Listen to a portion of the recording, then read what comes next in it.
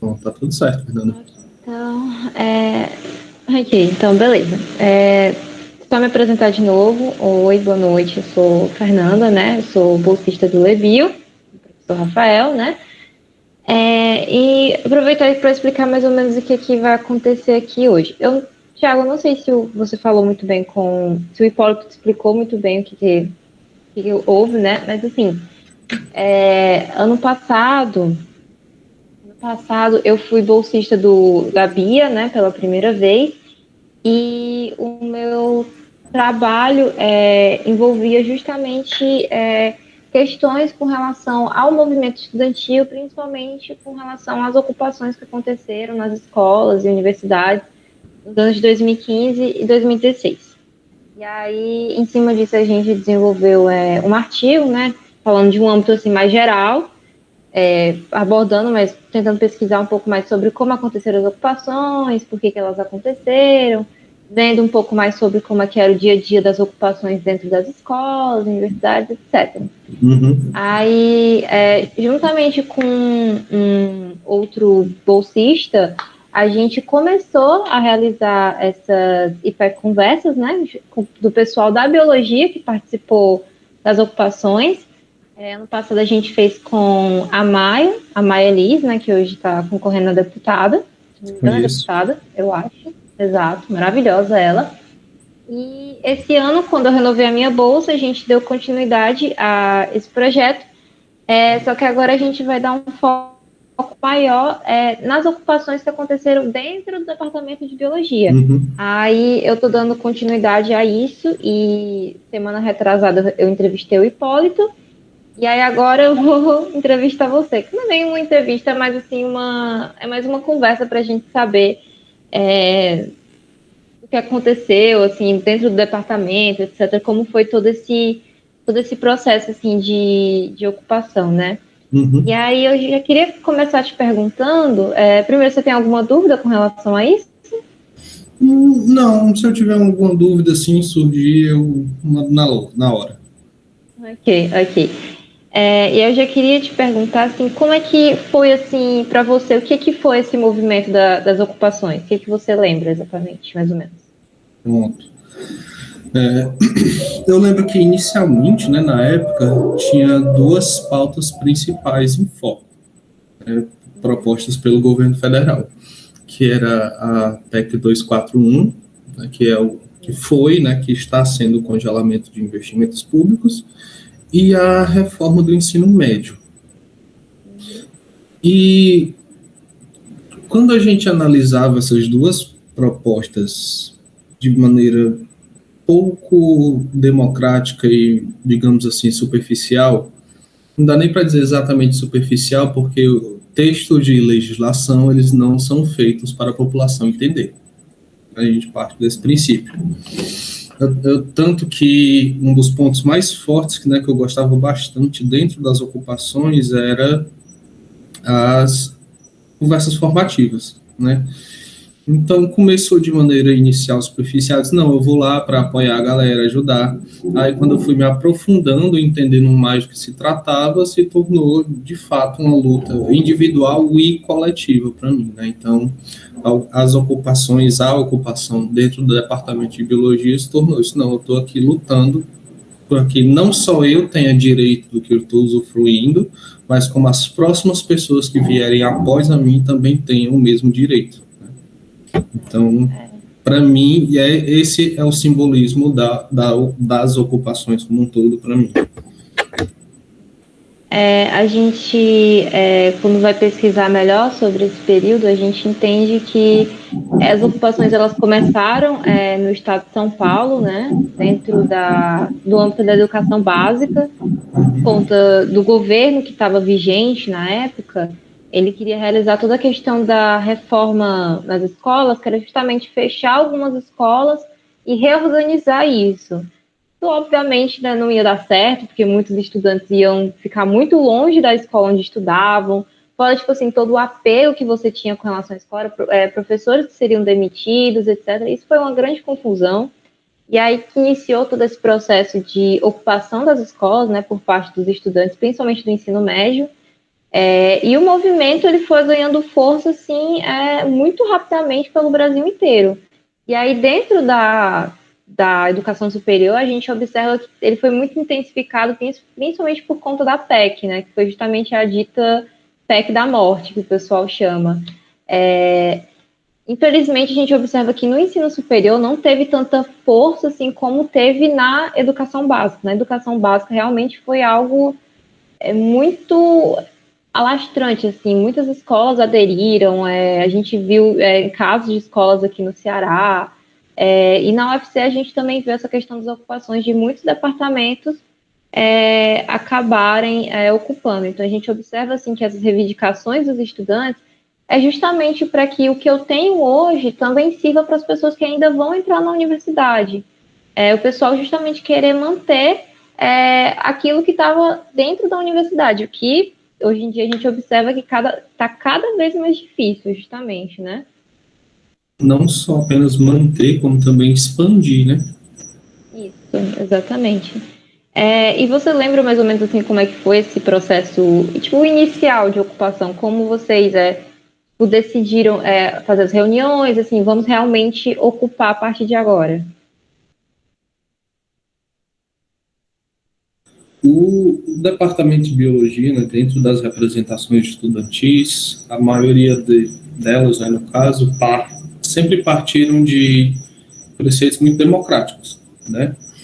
É eleito todo ano as representações, né? Eu participei do diretório acadêmico, né? Fiz parte da mudança, né, que antes que era centro acadêmico, que representa um curso, só que por questões legais, como eram dois cursos, virou diretório acadêmico.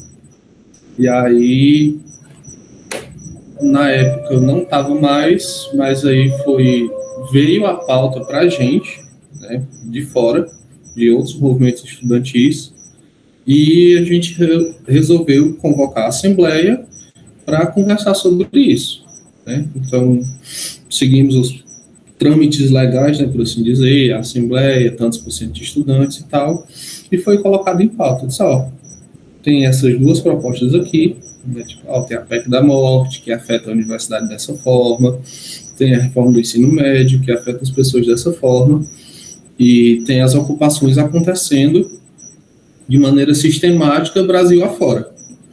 E aí, a gente vai cair dentro dessa luta também? Vamos botar a cara a tapa?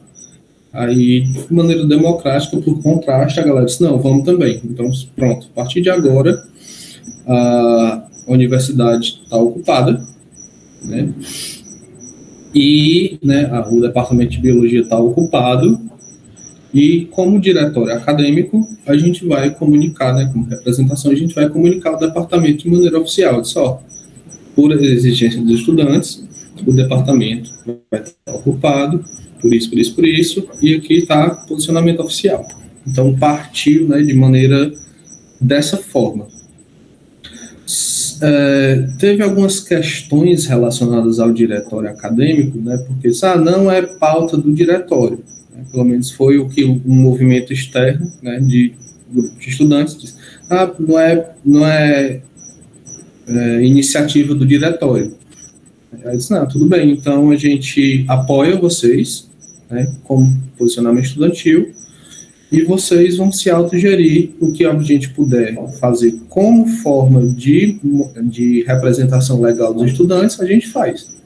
Então, né, se deu dessa forma, né, na época eu era do diretório, e aí ficou assim, né, aí foi eleito uma comissão, né, coordenação lá das ocupações e tal, e os representantes do diretório estavam sempre presentes para ir acompanhando, sabendo o que dava para fazer, para ajudar, o que não podia ser feito dentro do âmbito legal, essas coisas. Né? Então, o início, ele se deu nisso. Veio a pauta para a gente, vamos levar para todo mundo. Né? Isso é uma decisão coletiva, o diretório não pode fazer isso de baixo para cima, porque né, não faz o menor sentido. Aí iniciou dessa forma. A gente comenta muito essa questão de vocês realizarem muitas assembleias, né? Vocês realmente se reuniam todo mundo para comunicar, como vocês comunicaram quando iniciaram, vocês também comunicaram como que estava indo toda essa questão das ocupações, então era algo que vocês realmente tinham que ter toda essa questão de comunicação com todo o pessoal, e a gente percebe que, tipo, entre vocês, mas também com o pessoal da faculdade, às vezes com o pessoal de outros departamentos também. Você lembra mais ou menos como é que aconteciam toda essa questão das assembleias?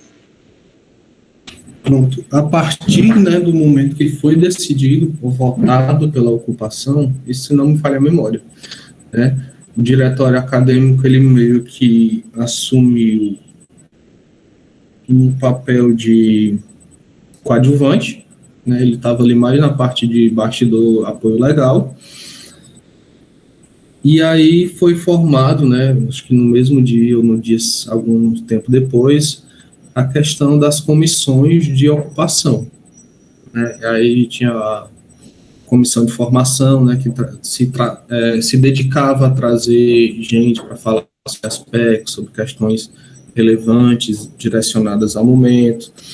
Foi formada o pessoal da comissão de alimentação, né, para ir organizando essas coisas, porque o movimento, muita gente aderiu e tinha que alimentar esse povo, né? Já que a universidade ela continua funcionando, mas dentro de certas limitações.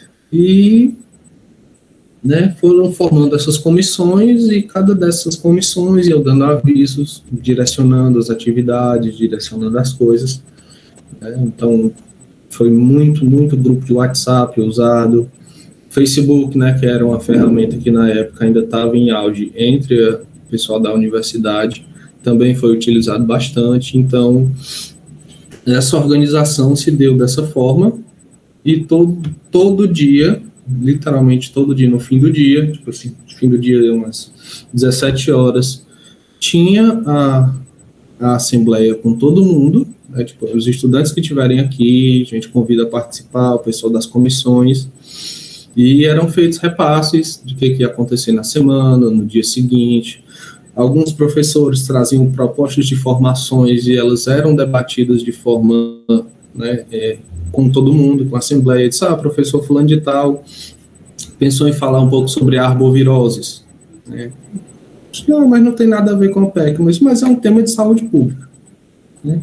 Então, essas coisas eram debatidas, né, dentro das comissões em assembleia com todo mundo. E mais uma vez, né, como a gente do diretório era só coadjuvante, estava ali para dar apoio. Aí, quando, por exemplo, quando tinha uma formação, disse, tem uma formação fulano de tal, a gente precisa de quê? Precisa de um projetor, precisa de uma sala, precisa solicitar não sei o quê. Aí o diretório ia lá, ele disse, a gente está solicitando isso aqui, para tal atividade, tal dia, né? Então, a forma como isso foi sendo debatido foi dessa forma, né? Tinham várias comissões de organização interna, então eram repassados em assembleia para todo mundo, e tinha as reuniões, né, que eram mais fechadas, assim, que era fazer um levantamento do dia. Comissão tal, qual foi a dificuldade? Qual está sendo a dificuldade? O percalço, né? Então, foi sendo construído dessa forma. Essa questão das comissões, ela é muito importante, porque como era um movimento realizado pelos estudantes, então os estudantes eles trabalharam muito essa questão de eles mesmos se autogerirem, eles mesmos estarem ali dentro do departamento, eles tinham que cuidar do departamento, né? Vocês tinham que realmente, como se diz, se virar entre vocês, né? Cuidar dessa questão da alimentação, segurança, fazer a limpeza do departamento, então vocês realmente se auto-organizaram entre vocês para fazer com que o movimento desse certo, né? Na medida do possível. Então, essa questão de vocês se organizarem em comissões é justamente uma forma de vocês se organizarem dentro ali daquele movimento. Então, o Hipólito, por exemplo, ele contou que tinha justamente essa questão da comissão do pessoal que cuidava da alimentação, o pessoal que cuidava, por exemplo, da segurança e etc. Então, essas comissões, elas foram muito importantes ali dentro do movimento que vocês estavam realizando. Você lembra, tipo, você participou de alguma comissão, por exemplo? Não diretamente, né, no caso, mas eu sempre fui muito preocupado com a questão da segurança, né? Então, nas reuniões de assembleia, eu sempre trazia tópicos relacionados a isso.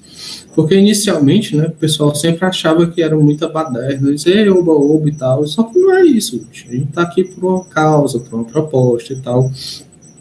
E se eu não me engano, eu lembro que até no período de ocupação, algum curso do CT resolveu fazer um happy hour. Então, vários departamentos ocupados, né, cheio de gente dormindo, o material, e um curso resolveu fazer um happy hour.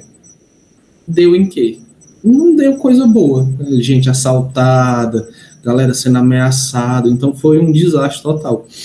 E eu comentei sobre isso, gente, né, durante uma reunião, de gente tem marcado uma coisa para isso, né, um evento para hoje, sabe que sempre que faz um evento assim na universidade vem a galera de fora também, né, que é natural que venha, deve vir, mas dada a situação, né, o modelo, a forma como a gente está, né, de ocupação, a gente recomenda que não participem.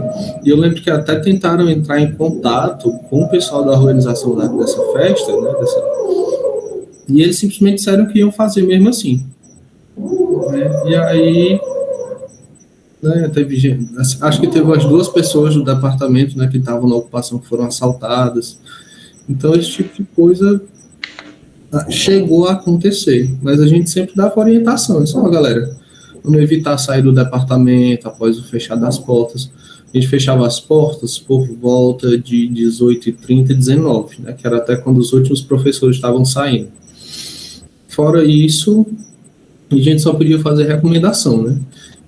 Mas diretamente eu não cheguei a participar. Né? Era muito ativo em assembleias, mas não chegava a participar diretamente de comissões.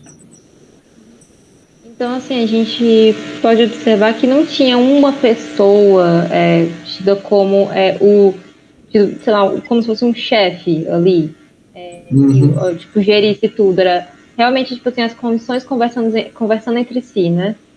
Exatamente. Tá. Não tinha, cara da alimentação, fala com fulano. Não, né, fala com alguém da comissão. Aí eles iam tentar resolver. E as comissões, elas também ajudavam, por exemplo, alguns estudantes chegaram a dormir lá, realmente. Então, também ajudavam nessa questão de trazer, por exemplo, colchões, trazer alimentos. Elas também ajudavam nesse quesito. No período de ocupação, eu dormi 2 semanas seguidas lá, direto.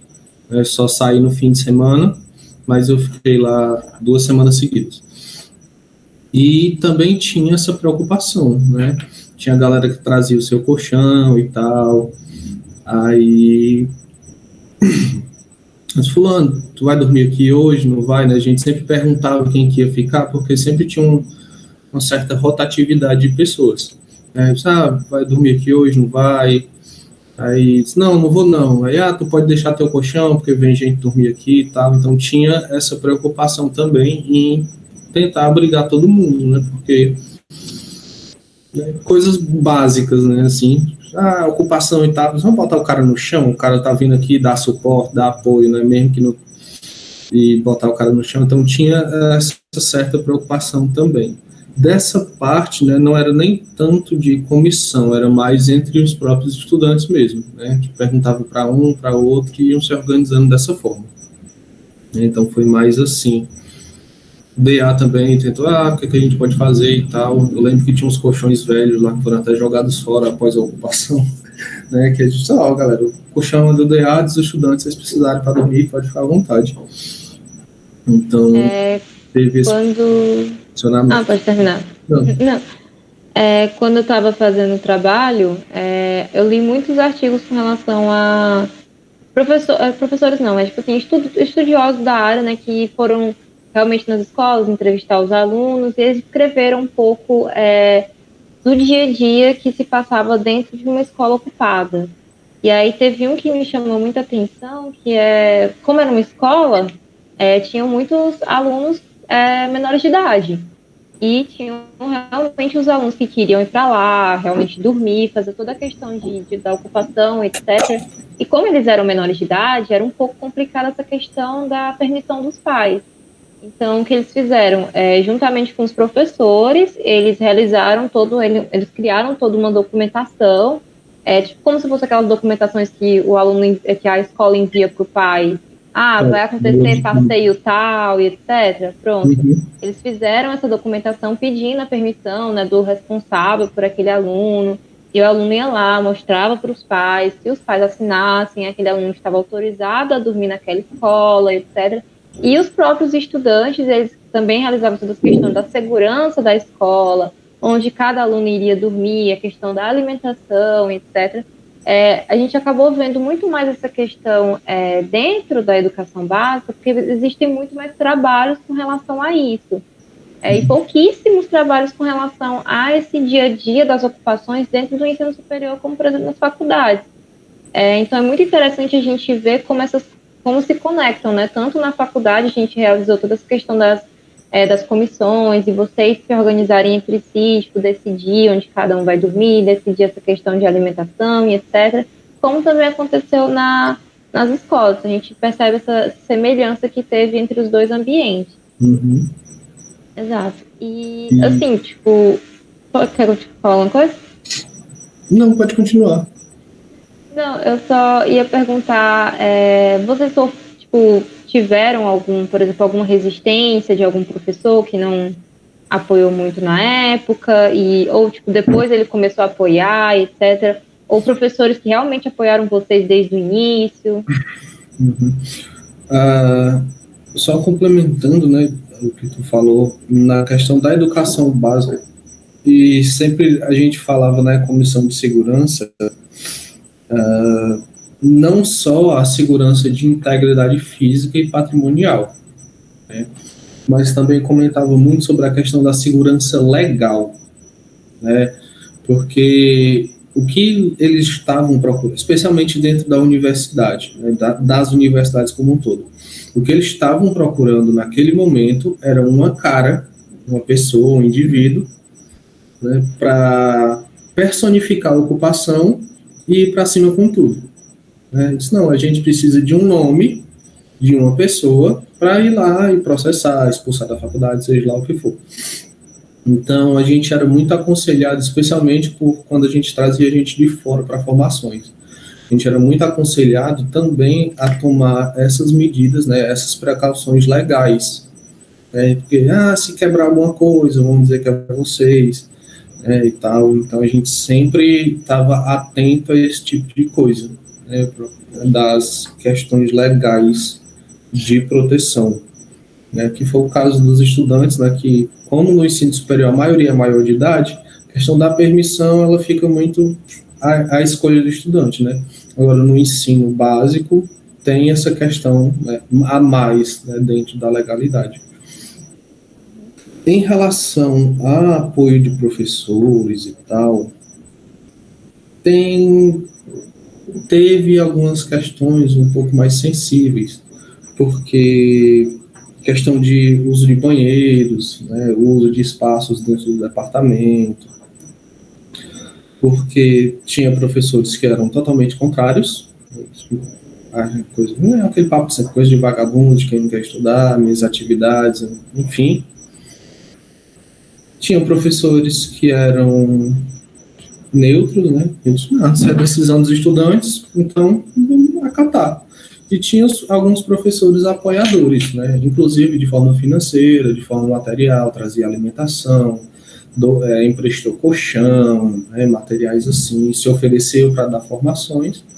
Então, teve esses professores que, não só professores, né, como estudantes também. Então, tivemos essa grande gama de pessoas, né? E questões de professores contra, era tipo assim, que tem aluno usando tal banheiro, que é de fulano, que é de cicrano, porque dentro das universidades como um todo a gente vê muito essa questão de propriedade, né? É o meu banheiro, é a minha sala, o meu departamento. Então, eles tentavam, né, desmerecer o processo de ocupação e tentavam ficar, né, cutucando ali, perturbando. Aí, professores favoráveis, tinha um monte, né, ajuda financeira. O professor José Roberto, ele ainda dá aula? Ele ainda E tá. dá aula, sim, ainda dá aula. Eu lembro que ele estava tentando se aposentar, alguma coisa, mas enfim. Não, não, não. Eu tenho uma cadeira com ele em histologia. Ai, tá gravando, né? Então depois O ele. Hipólito o Hipólito também falou dele, também falou dele. Então, o professor Roberto, nossa, ele ajudou demais. Ele sempre estava dizendo, né, aconselhando, gente, cuidado com isso aqui, para vocês não serem processados, não serem expulsos. Cuidado com isso aqui, para não dar confusão com os professores e tal. Então, ele era muito preocupado com isso. Sempre, né, do período de ocupação, quando ele chegava de manhã, ele trazia, tipo assim, R$ 10 de pão, bolo e tal, perguntava se todo mundo já tinha se alimentado, tá? Porque não tinha café da manhã para todo mundo, e aí a gente se organizou para fazer, e aí ele sempre estava ajudando, trazendo uma coisa ou outra para a galera comer, né? Então, teve esses professores também. É muito interessante a gente ver essa questão da relação dos professores durante o período de ocupação. Porque, querendo ou não, é o trabalho deles ali envolvido. Então, eles realmente, tipo, por exemplo, no caso das escolas ocupadas, o trabalho deles acabou sendo impactado também dentro do departamento. Era um movimento dos estudantes, pelos estudantes, para os estudantes, mas que não só impactou a vida dos estudantes, impactou a vida de muita gente, Uhum. professores. Então, infelizmente, a gente tem pouco assim desse relato de como que muitos professores reagiram. A gente vê muito caso de professor que apoiou o aluno, professores que foram lá, que ajudaram ativamente, etc. A gente, infelizmente, ainda tem casos de professor que não sei o que exatamente passou na cabeça dessa pessoa que simplesmente achou de bom proveito criticar tudo aquilo dali, criticar, tipo, e não fazer nada. Não é nem questão de fazer nada, mas para além de não fazer nada, Ser contra, né? ainda achar motivo para ser contra, que isso é incrível. Infelizmente, a gente observa isso até hoje em dia, né? Temos muitos casos de professores que, infelizmente, apoiam o atual governo que a gente tem, né? E acontece, assim como a gente também tem alunos que também apoiam, e é incrível como ainda não faz sentido assim, na minha cabeça como que essas pessoas ainda continuam defendendo todas essas questões, né? Mas, assim, por exemplo, você falou das comissões, né? E as comissões, além de fazer todas as questões de cuidar, né, tanto do departamento como de vocês também, né? Vocês também acabaram realizando algumas atividades, certo? Uhum. Por exemplo, você falou que algum professor queria fazer dar alguma aula ou alguma palestra, falar sobre arbovirose, mas também vocês realizaram outro tipo de atividade? Eu não entendi o final, Fernanda. Ah, desculpa. Vocês também realizaram alguns outros tipos de atividade, por exemplo, algum mini curso? Vocês deram algumas outras palestras? Como é que funcionou mais ou menos Uhum. isso? Pronto. Como era período de ocupação e, se eu não me engano, uma das discussões é que não tinha. Como é que dizem? Não tinha referência para isso. Era tipo assim, não é greve, não é férias. Então muitos professores ficaram assim, disse, não, mas a gente tinha que cumprir uma carga horária. Aí o que que a gente faz? E aí teve professor que tentou usar a palestra para ser como carga horária, tipo assim, direcionado para os alunos fulano de tal. Eu disse, não, isso não faz sentido. Não está tendo aula, está ocupado o departamento. Né? Teve professor que disse assim, mas os alunos do curso fulano de tal, eles não aderiram à ocupação. Mas não, mas eles têm aluno no departamento e o departamento está ocupado, então não vão ter aula. Né? Então a gente teve que dar algumas explicações sobre isso, né, dentro da ocupação. Eu lembro de uma formação que foi uma das minhas preferidas, que foi com o professor Bourdieu. Não sei se tu conhece, ele é do departamento da Faculdade de Educação. O cara é simplesmente incrível, foi sensacional. E essa foi uma das formações que teve que deu mais gente, lotou a sala.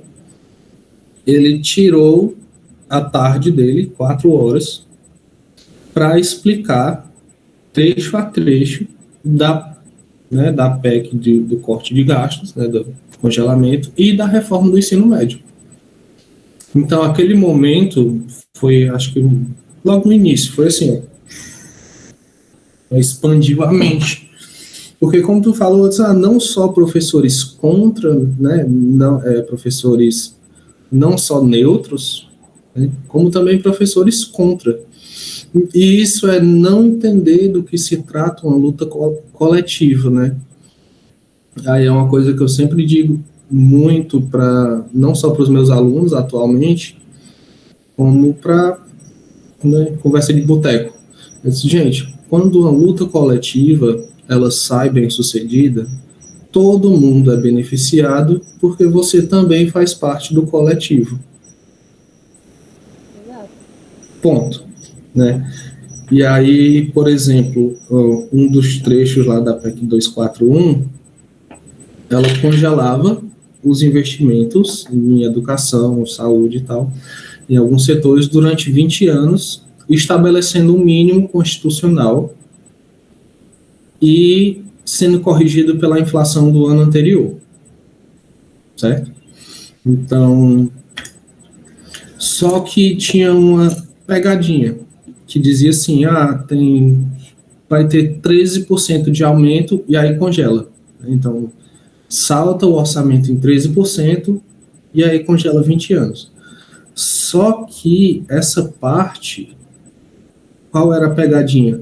Eles, mas aumentou os investimentos em educação, mas naquele ano tinha o menor investimento da série histórica. Então, desde a redemocratização e tal, período do governo PT, tinha o menor orçamento possível. Então, aumentar 13% e congelar 20 anos não era nada. Né? E, tipo, existem despesas que não se muda de forma nenhuma dentro das repartições públicas. Então, você não pode deixar de pagar funcionários, professores, aposentados e tal. Aí isso afeta diretamente o quê? As despesas que eles chamam de discricionais. Então, o que isso significou na prática? Significou não aumenta auxílio estudantil, não aumenta creche, auxílio restaurante universitário, bolsistas, né? Então, essa formação foi uma das mais incríveis que eu tive, né, dentro daquele processo. E aí a gente pode até voltar para o professor que estava brigando pelo banheiro. Cara, isso significa que se o teu banheiro quebrar, não vai ter dinheiro para consertar. Exato. Se o teu bolsista não tá, vai faltar, né? Que não tá podendo entrar no departamento. Significa que no ano que vem tu não pode talvez nem tenha bolsista. Né? Então, teve essas formações de cunho direcionado para o que estava acontecendo, teve essas formações de debates dentro dos campos da biologia, né, situações e tal. E teve questões mais, digamos assim, lúdicas, oficina disso, oficina daquilo. Acho que teve uma oficina de tie-dye, de macramê, esse tipo de coisa. Então, e tudo sempre, né, tirando algumas, a maioria era autogerida. Fulano de tal ali do curso é bom em tal coisa. Aí ele ia lá, dava, né, uma explicação, e a participação era sempre livre. Em relação a isso que você falou de, por exemplo, justamente essa questão dos cortes, né? No próximo ano talvez não tenha tal coisa. É justamente o que a gente observa hoje em dia na faculdade. Por exemplo, a gente vê uma redução cada vez maior no número de bolsas, tanto para graduação como para pós-graduação. A gente vê uma redução no número de funcionários, tem departamento que realmente está faltando professor, tem professores que estão pegando uma carga horária excessiva, justamente porque não tem com quem ele dividir. Então, naquela época, isso foi assim estrondoso. E hoje em dia, a gente infelizmente está vendo justamente aquilo que vocês lutaram para que não acontecesse. Exatamente. Se eu não me engano, acho que foi em 2015 ou 2016 que foi o último ano do Ciências Sem Fronteiras. Foi mais ou menos nessa época, né? Foi 2015, se eu não me engano. Hoje em dia a gente não tem mais. Então, assim, vocês ainda pegaram o último ano do Ciência Sem Fronteiras e a gente, infelizmente, não teve isso. E dá um medo muito grande do que está por vir, né? Do pessoal que vai entrar futuramente na faculdade, o que eles vão pegar. Porque hoje em dia, eu estando na faculdade, eu acho que também o Mailton talvez se identifique, ele também estando dentro da faculdade, a gente tem um medo muito grande de, tipo, uma hora isso aqui talvez não tenha mais. E aí, como é que fica essa questão? É realmente muito preocupante isso tudo. E durante o meu período de graduação, o tempo inteiro, eu fui não só bolsista, né, como também eu fui, né, beneficiado por programas de auxílio estudantil. Né, participei do auxílio de moradia, tinha a isenção do RU, né, eu conheci a galera lá da residência, e aí o pessoal, né, algumas vezes chegaram a comentar, mas tu já tem, porque tu tá aqui? Isso eu tenho para que, né, eu tô aqui porque para pessoas como eu, que vieram de onde eu vim, também possam ter, né? Porque se não tiver, cara, a galera vai continuar presa onde está. Então o pobre sempre mais pobre, né? Então, o que eles chamam de elitização da universidade. Só fica quem tem condições, mas não tem que dar condição para todo mundo. Então, mais auxílio estudantil, mais bolsa, mais. Né? Então, essa, né, dentro de todas as perspectivas, individualmente era esse o meu pensamento. Senão, eu estou aqui, eu faço o que eu faço, para que não só eu consiga, mas que outras pessoas, o meu colega que se formou comigo, possa também. A gente tem muitas essas questões, né? Tipo, a gente quer cada vez mais que a faculdade, que a universidade em si, seja um lugar que qualquer um possa entrar. Que desde a pessoa mais elitizada que a gente tem na nossa sociedade, até a pessoa que esteja o tido mais abaixo. Uhum. A pessoa que está na periferia, qualquer um pode entrar na faculdade. É isso que a gente mais quer. Mas infelizmente a gente vê que está cada vez mais difícil. Com a volta por exemplo, do ensino presencial, foi uma grande confusão, uma grande desorganização. O pessoal que, por exemplo, não tinha, realmente precisava de um auxílio para continuar estudando, com relação a, por exemplo, o RU, foi uma grande confusão, porque realmente tinham pessoas que dependiam muito do RU, e eu não sei se você acompanhou, mas assim, no início do presencial, nessa volta do presencial, o RU foi uma grande bagunça. Então, assim, realmente teve gente que ficou sem condições de estudar por conta de não ter RU. Foi uma grande demora, assim, nessa questão de auxílio, bolsa, etc. Foi uma tremenda, assim, bagunça. Fora o medo de todo mundo de pegar ônibus, ter contato com outras pessoas, faltar álcool em gel, questão de máscara também. A gente, infelizmente, vê cada vez mais que a faculdade, a universidade em si, ela está sendo só seleta para um único grupo, um único pequeno grupo, assim, no meio de tantas pessoas, e isso é muito, muito triste, é muito triste. É que nem eu lembrei até da frase de Darcy Ribeiro, né? Que a crise na educação brasileira não é uma crise, né? É um projeto. É um projeto de lei. Infelizmente, é um Então, projeto de lei. a dificuldade das coisas para as pessoas dentro da faculdade vai impactar um grupo bem específico de pessoas. Né? Então, quando não tem uma. Então, imagina assim, né? Sei lá, fazendo de conta que 50% das pessoas da faculdade, 50, eu acho que é 50 mesmo, né? São pessoas cotistas de baixa renda. Então, quando você não coloca uma alimentação acessível para essas pessoas, não tem condições de elas passarem o dia inteiro na faculdade. Ah, mas vai 2 dias. Vai 2 dias e falta o resto porque está caindo de fome. Não, mas tem quem tenha condições de comprar a alimentação. Quem são essas pessoas? Né? Então, elas conseguem se manter dentro da faculdade. E quem não consegue? Né? Fazer, infelizmente. Esse é o grande complicado. Uhum. E durante o período que você passou na ocupação, o que você acha que você pode tirar de lição disso? Para você, no caso. O que você acha que você tira de lição para você durante esse período? Pronto. Eu lembro de outras, né, de uma outra formação também, né, que dizia que nós devemos sempre entender as lutas coletivas e que ações individuais não devem ser ignoradas. Então, aquele cara lá que só ele usa o copo retornável, ou ele recusa sacola. Ações individuais elas não devem ser ignoradas nem menosprezadas, mas as lutas coletivas elas devem ser construídas. Então, parte muito desse princípio. E não dá para construir nada de forma coletiva vindo de cima para baixo. Isso não existe, não dá.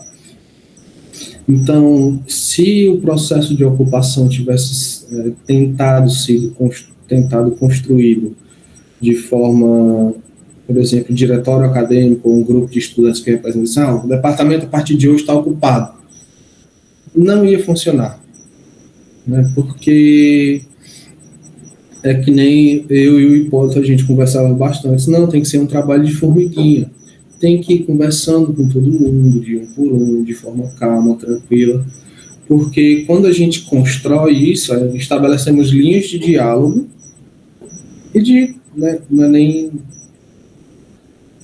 de sensibilização, né? Porque a pessoa pode entender a questão e não se sensibilizar, né? Ou pode entender a questão e se sensibilizar.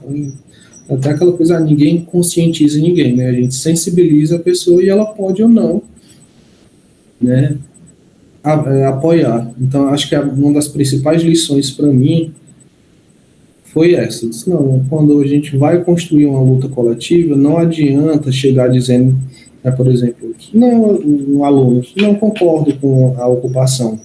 Aí já pensou se a gente chega e diz, porque você é burro, você não entende.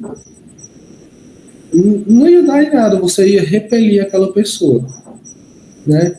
Então é muito mais estabelecer linhas de diálogo. Mas por que você não concorda? Você sabe o que é que está acontecendo? E se eu te explicar? Foi isso que basicamente eu e o Hipólito a gente se dedicou a fazer durante o período de ocupação. A gente sempre estava conversando com a galera de fora da ocupação, que não entendia e tal, e ia debatendo, né? Então, acho que é isso, né? Que lutas coletivas, elas são construídas em coletivo, mesmo que tenha as representações e tal, mas alguns pontos, elas devem ser, né? O coletivo deve ser consultado. Pode até dar um exemplo do nosso sistema político, né? De que eles são eleitos nossos representantes, e aí o cara vai lá e vota uma PEC e diz, não vou investir em saúde e educação por 20 anos. Será que o coletivo, né, realmente estava concordando com isso? Né? E que estabelecer linhas de diálogo é ponto fundamental em toda e qualquer ação. Né? Seja uma luta, não importa. Linhas de diálogo são coisas fundamentais para todo e qualquer tipo de ação. Eu acho que a gente pode tirar isso como a grande lição assim, que teve do movimento. Das questões de você realizar diálogo com outras pessoas, e como vocês podem se organizar para lutarem pelos seus próprios direitos. Porque vocês estavam justamente ali para isso. E eu estava numa conversa que eu tive com o Hipólito, ele me falou muito do momento em que ele sentiu assim, foi um momento que foi muito grandioso dentro da questão das ocupações, né? Foi quando vocês ocuparam, por exemplo, se eu não me engano, a Avenida da Universidade, vocês fizeram, vocês ocuparam, realmente paralisaram ali a área. Uhum. Você lembra desse momento, assim, tipo, vocês fecharam, acho que, se eu não me engano, também a entrada do PC, não é mesmo? Uhum. Pronto, nesse momento eu não estava presente na ocupação. O que eu lamentei muito, né, porque Vendo as imagens, assim, trouxe uma energia muito grande, né, para mim. Então, mas eu não estava presente nesse momento. Eu acho que para quem estava presente deveria ter sentido um sentimento de a gente está fazendo alguma coisa muito grande aqui, tipo, muito importante. Olha o impacto que a gente tem. A gente realmente conseguiu parar uma avenida gigante, uma avenida muito grande, que é muito importante para a cidade, justamente por conta da nossa luta. Eu acho que provavelmente deve ter sido esse sentimento muito grande, essa gratificação muito grande que o pessoal que estava presente ali na hora deve ter sentido. Infelizmente, assim, uma pena você não poder estar lá. Sim. E eu acho que isso traz até o mesmo caso das ocupações do ensino básico, que é aquela coisa que a gente sempre discute, né, dentro, não só dentro do ensino, dentro da biologia, dentro de toda, que é o sentimento de pertencimento, né? Então, por exemplo, como os estudantes secundaristas, né, que eles chamam do ensino básico, fizeram aquilo, né, foram eles que organizaram e fizeram. Então, então esse espaço aqui é meu, esse direito aqui é meu, então, como é meu, eu não vou deixar que a galera venha aqui bagunçar, deve ser direitinho. Então, a construção desse sentimento de pertencimento, não só, né, para as ocupações, mas por qualquer processo, simplesmente incrível e fundamental. Porque quando não tem isso, você meio que fica alheio, né? Tipo assim, é só um prédio, é só um departamento, se explodir amanhã, né, não faz diferença para mim, eu vou para outra sala. Então, quando você tem essa construção de pertencimento, né, você zela por aquilo. Então, quando a gente faz um trabalho bem feito, a gente cria um apego. Pô, esse trabalho aqui foi eu que fiz. Por exemplo, não sei se é dessa vibe, né, quando você faz um artesanato, seja lá o que, né, você fala, pô, eu que fiz, ficou tão legal, tão bonitinho. Então, quando a gente constrói essas coisas, a gente cria esse sentimento, né, essa identidade com o local, mesmo que ele seja simbólico. É realmente uma identidade que você cria de ser estudante. Do movimento ali, tipo, não só do movimento, mas tipo, você realmente se sentir incluído dentro de um grupo. Que é um grupo assim que faz parte da sua vida inteira, querendo ou não. Uma boa parte da nossa vida a gente é estudante, a gente está dentro de um prédio, né, por assim dizer, e aquele prédio ele é nosso. Ele é nosso, tipo, apesar de muita gente dizer que não é, mas ele é nosso. O que está ali dentro também é nosso. E é por nós, justamente isso. Infelizmente, a gente observa cada vez menos esse sentimento, não só de pertencimento, mas essa questão do movimento em si. Seja do movimento estudantil ou de qualquer outro movimento social. Infelizmente, a gente observa ou eles estão muito dispersos ou focados apenas em um nicho, no caso, por exemplo, seriam as redes sociais, né? E assim, para você, o que a gente como estudante deveria ocupar hoje em dia? Tipo, o que o protagonismo estudantil precisa agir hoje em dia? Levando em consideração as atuais circunstâncias que a gente acaba vivenciando. Pronto, eu lembro de uma vez, isso posterior à ocupação já, né? Já não estava no fim do curso, 2018, 19 mais ou menos, eu fui falar sobre extensão, a extensão universitária. Daí eu lembro de uma fala que foi o seguinte, né, independente da origem ou classe econômica, as pessoas que estão dentro da universidade, elas fazem parte de uma elite. Aí me lembro que questionam por que é uma elite. Porque o acesso aqui não cabe todo mundo. Então, eu lembro que 11% lá dos jovens, né, na faixa etária, estão dentro da universidade. Então, fazemos parte de uma elite econômica.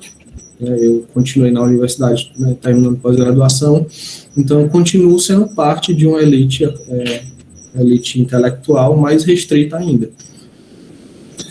E dentro da universidade, como movimento estudante, não só como movimento estudantil, mas como aluno, estudante e tal, nós temos por obrigação, né? Quando eu digo por obrigação, não é só tem que ser a Pró-Reitoria de Extensão. Eu disse, não, quando eu digo por obrigação, nós temos o dever de estender a universidade. Né? Somos uma elite, aquele tiozinho lá que da limpeza, o cara do ônibus, todos eles pagam impostos que fazem com que eu esteja aqui. Então, nós temos por obrigação dar um retorno à sociedade do que pode ou não ser feito, do que deve ou não ser feito, do que está sendo discutido, né? Isso inclui também, né, a gente conseguir aproximar as pautas que estão sendo discutidas, né? Como eu falei, leis, projetos, essas coisas, elas não são feitas para todo mundo entender, né? Mas dentro da universidade, né, em algumas circunstâncias, algumas pessoas conseguem entender. E nós temos por obrigação devolver para a sociedade isso. Então, sabe isso aqui? Eu vou dar um exemplo. Sabe a exploração de urânio no Ceará? Está dizendo isso e isso aqui. Só que por trás dos panos também tem isso, isso e isso. Né? Então, falar para os seus, né, já falando mais direcionado à questão do movimento, falar para os seus é muito fácil. Diz, eu vou fazer um post no Instagram. Quem que esse post está alcançando? Né? Quem são os seus seguidores? Quem é que está ali acompanhando? Né? Eu lembro de uma pesquisa que um colega meu comentou comigo, que cerca de, né, no início de pandemia tinha muita questão da live, né? Live, assim, teve uma hora que saturou um pouco, mas que cerca de 80% das lives só alcançavam o mesmo público. Então, quando a galera ia assistir uma live sobre alguma coisa biológica, era sempre as mesmas, né, 80% de pessoas. Né? Então, quando a gente fala de quebrar as barreiras de comunicação e tal, não é você ir lá na rua e parar o trânsito e sair com o megafone, isso também, mas é um diálogo honesto, né? Dar um bom dia, perguntar e tal, né? Conversar com o Uber, o motorista, seja lá o que for, né? Então, acho que por muito tempo isso meio que foi se perdendo, sendo colocado como antagonistas. Sempre quando a gente fala tem que ser uma luta coletiva, direitos dos estudantes, pensa logo em protesto, em manifestação e tal. Isso é importante também, mas não deve ser a única forma, né? Então, deve ser pensado formas de alcançar quem não estamos alcançando, né? Então, quando eu faço um post no Instagram, dos meus 1.000 amigos, né, desses 1.800, concordam comigo. Mas, né, aqueles que não concordam, eu estou alcançando eles? Então, acho que as lutas, seja movimento estudantil, seja posicionamento político, seja qual for, seja aluno, né, não importa, deve ser para alcançar mais pessoas possíveis. Então, acredito que isso é uma coisa que é debatida há muito tempo, né? Ir além dos muros da universidade, alcançar as pessoas e tal. Então, esse tipo de coisa deve ser pensada. Justamente isso que todos nós queremos, que cada vez mais pessoas saibam as lutas, os seus direitos, como lutar para conseguir e manter todas as questões dos seus direitos. Então, a gente precisa realmente de muita conversa, muita paciência também, porque realmente uma revolução não se faz do dia para a noite. Um bom processinho com relação a isso. As ocupações não aconteceram do dia para a noite e também não se resolveram de um dia para a noite. Foi aí um bom tempinho que vocês acabaram ficando nisso, não é mesmo? Então, você tem mais alguma coisa para falar? Não que eu me lembre. Só uma outra coisa, né, que, tipo, quando a galera vai, né, ser contra a universidade pública, tem sempre um argumento assim, né, eu falei de extensão, eu lembrei também, que o estudante da universidade, ele é 10 vezes mais caro do que um estudante né, da educação básica, do que um aluno de uma creche. Só que, né, essa comparação é muito chula, porque desconsidera a pesquisa, desconsidera a extensão, desconsidera a qualidade do ensino, né? Então, tipo assim, a extensão universitária formal, né, dentro da pró-reitoria, ela ainda é limitada por questões financeiras, né, burocráticas, seja lá qual for, mas ela existe, certo? Então, as pesquisas de medicamento, tal, seja lá qual for, né, melhoramento ambiental, elas existem. E isso é um retorno para a sociedade, né? Então, eu invisto mais nesse aluno, mas esse aluno, né, essa instituição, ela dá um retorno, né? Eu lembro até, né, na época acho que era uma feira da Pró-Reitoria de Extensão, que teve um projeto lá da engenharia que eu achei muito legal, que a galera fazia plantas de casa de graça para a galera. Simples, né? Fazia a planta da casa para o pessoal de baixa renda. E aí, naquele ano, eles tinham feito cerca, mais ou menos umas 800 e pouca. É isso. Eu pago 10 vezes mais nesse estudante, mas ele, vamos botar que tem 5 pessoas em cada família. Quantas famílias ele não afetou fazendo essas 800 plantas, né, de planta baixa de casa? Então, quando a galera vai dizer que o estudante de universidade é mais caro, isso não é, mas ele está sendo formado, ele vai causar um impacto na sociedade. Tem muita gente... De falácia de falar que a universidade o estudante universitário ele é o mais caro, é muito comum de pessoas que querem só atacar a universidade sem saber como exatamente fazer isso. Uhum. E elas esperam falar esse tipo de coisa para justamente que isso chegue em outras pessoas e assim forma uma massa, uma galera muito grande que vai simplesmente só atacar a universidade e o estudante em si.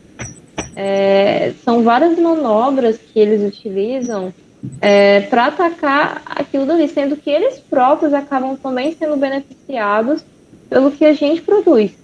Uhum. Pronto, aí é aquela coisa, né? Essa conversa ela compra muito fácil, né? Esse estudante é 10 vezes mais caro. Aí, porra, é 10 vezes mais caro. Só que qual é o outro lado da moeda? O retorno.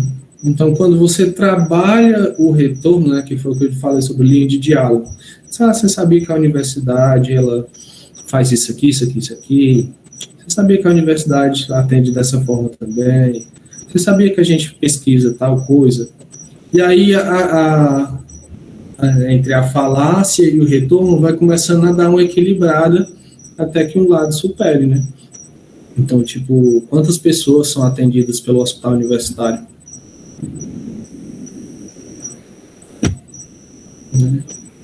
Então, é isto. Então, obrigada, Thiago, por comparecer. Agradeço muito. Foi muito boa a conversa e tudo que você falou vai ser realmente muito gratificante para a gente continuar esclarecendo cada vez mais sobre todas essas questões que aconteceram durante esse período. Então, realmente, muito obrigada. Agradeço assim, a paciência também. Precisando e tiver mais alguma dúvida, é só entrar em contato que a gente marca. Prazer conhecê-los. E é isso aí. É isso. Então, obrigada, pessoal. Boa noite.